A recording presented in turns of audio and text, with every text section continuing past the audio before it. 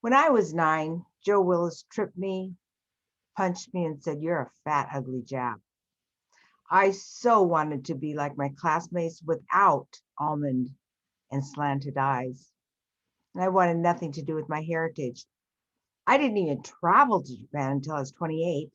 Then in 1982, my husband and I visited Japan and met the rich cousins on my father's side of the family.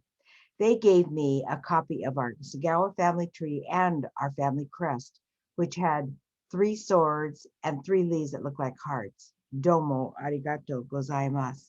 Thank you very much.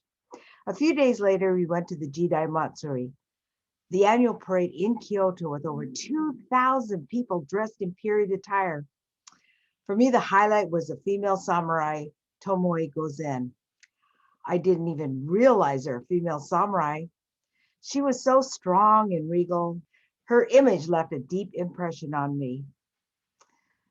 Then we returned home, unpacked all our memories and my Japanese heritage until 2007. I was reared twice, the second time in 18 months. I was so messed up, I couldn't think straight. I suffered chronic fatigue and I was reading at a 7th grade level, diagnosed with mild traumatic brain injury.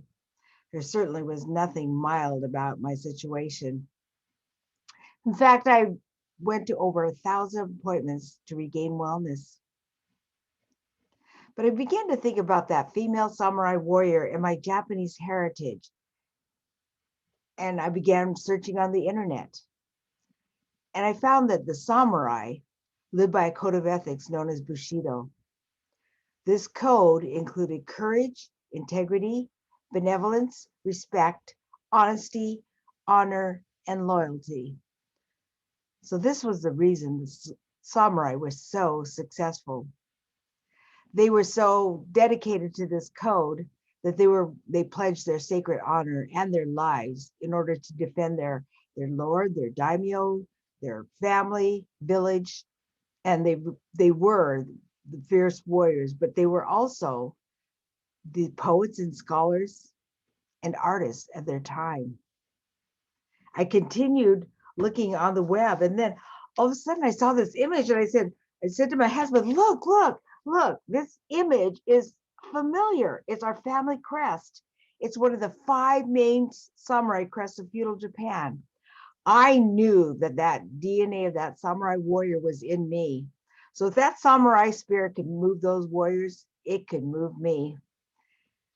I continued to write, and everything improved: my vision, my mental capacity, and I began to see light at the end of the tunnel. When that first shipment of books arrived on my porch, I thought, yes, that samurai spirit, it's in me.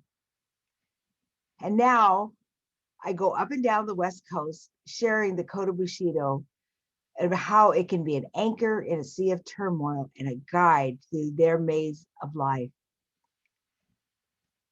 It took courage to endure thousands of appointments in order to gain wellness. And had I given up, I wouldn't have finished the book, nor would I be here with you today. I'm no longer that hurt little girl, but now I am the samurai woman. And I'm here to help you face your battles and to be victorious. So sharpen your swords and let the journey begin.